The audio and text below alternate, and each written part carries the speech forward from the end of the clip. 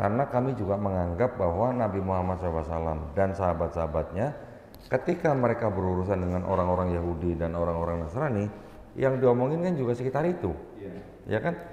Yang menjadi pokok masalah perbedaan antara Islam dan Kristen, Nabi SAW, ya kan?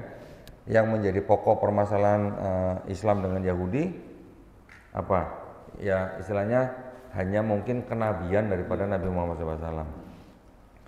Jadi kami menganggap bahwa ilmu kristologi ini adalah dakwah tauhid gitu. Artinya dakwah yang mengajak orang untuk bertauhid. Oke, ini saya ceritakan dulu misi-misi mereka dulu nih ya supaya kita paham nih.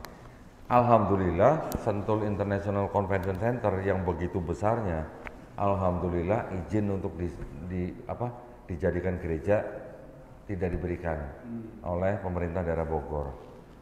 Yang memberitahu saya itu orang yang punya punya ruko, saya beli, ternyata dia pegawai Pemda Bogor gitu. Dia yang bilang itu dulu perizinan lewat tangan saya gitu. Alhamdulillah tidak diberikan izin gereja. Nah, kalau dapat izin gereja coba bisa dibayangkan segede gitu ya. Belum tentu nanti prosedur segala macam juga mungkin bermasalah.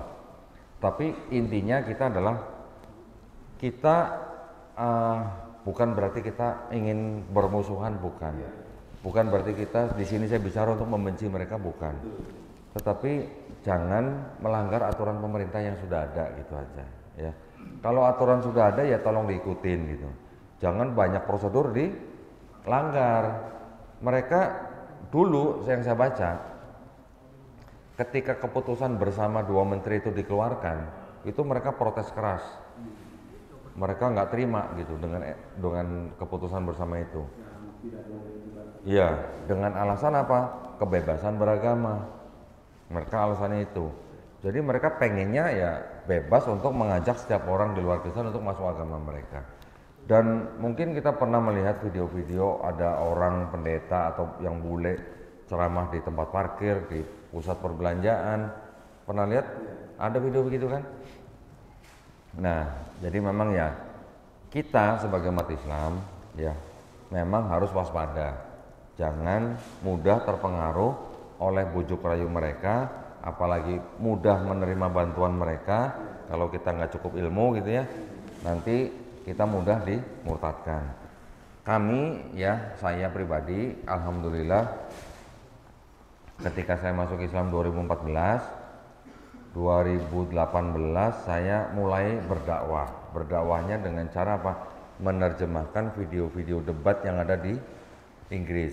Bukan saya Inggris, tapi saya video-video debat yang ada di Inggris itu saya terjemahkan. Itu banyak sekali ilmunya ya. Kalau di Inggris kan ada itu kok, ada tempat space di taman. Speaker's Corner. Yang dia space corner. Nah, dia tuh bebas bicara tentang betul. agama, tentang diskusi apa aja itu. Betul, betul. Kok pernah situ ya? Insya Allah nanti mau ke sana, insya Allah ya, mohon doanya. Ya, tapi dulu saya menerjemahkan video-video debat yang ada di sana. Itu ilmunya banyak sekali. Karena apa? Karena yang bicara di situ bukan orang-orang yang awam gitu. Orang-orang yang akademis, ilmuwan, bahkan ada profesor, sampai ke rabi Yahudinya juga ada, pendeta juga ada, macam-macam. 2 tahun saya menerjemahkan video-video itu. Kemudian alhamdulillah saya bergabung dengan sebuah Yayasan Pembina Mualaf At-Tauhid yang pusatnya di Surabaya ya. Alhamdulillah saya diamanahkan menjadi ketua Litbang dan juga bendahara, yang mana sebagai ketua Litbang saya ditargetkan sama yayasan untuk berdebat dengan pendeta minimal 2 kali dalam setahun. Setahun 2 kali ya? Setahun 2 kali. Tapi jadi berdebat. Udah lebih target ya? Hah? Udah lebih dari 2 kali. Tahun ini baru sekali. Nanti sekali lagi minimal. Jadi tujuan kita melakukan perdebatan itu bukan berarti kita mau cari musuh, bukan kita mau memecah persatuan dan kesatuan, bukan, tetapi semata-mata hanya untuk edukasi ya, bagaimana kita bisa membuktikan kepada mereka supaya tujuan kita, target kita kan yang nonton, baik yang muslim dan yang belum muslim. Saya sebutnya belum muslim ya, insya Allah mereka jadi muslim gitu. Nah, kalau yang udah muslim menonton perdebatan itu, insya Allah akidahnya tambah kuat, insya Allah imannya tambah kuat. Yang belum muslim ya silakan dipikir sendiri gitu, dengan kondisi apa yang ada di mereka yang bisa kita buktikan ya insya Allah mereka bisa berpikir. Jadi kita sifatnya hanya apa? Mengajak saudara-saudara kita yang belum muslim untuk berpikir. Gitu. Tetapi bukan berarti kita mau melarang mereka, mengganggu mereka, bukan gitu ya.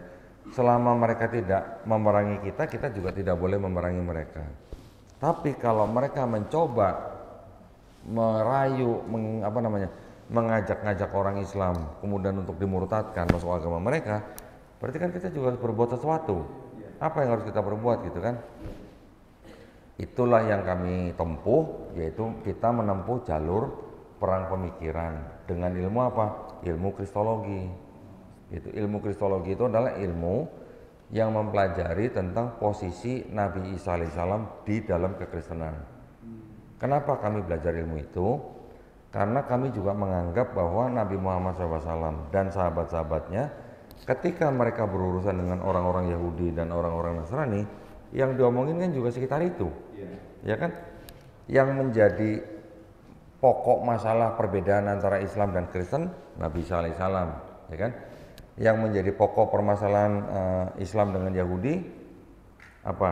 Ya istilahnya hanya mungkin kenabian daripada Nabi Muhammad SAW. Jadi kami menganggap bahwa ilmu kristologi ini adalah dakwah tauhid gitu. Artinya dakwah yang mengajak orang untuk bertauhid. Ya, ketika kita berurusan dengan orang-orang Kristen ya kita cuma hanya mengajak mereka untuk bertauhid. Buat mereka mungkin mereka merasa bertauhid, tapi mereka tidak sadar gitu bahwa mereka tidak bertauhid gitu. Nah, kita yang berusaha menyadarkan dengan ilmu itu gitu.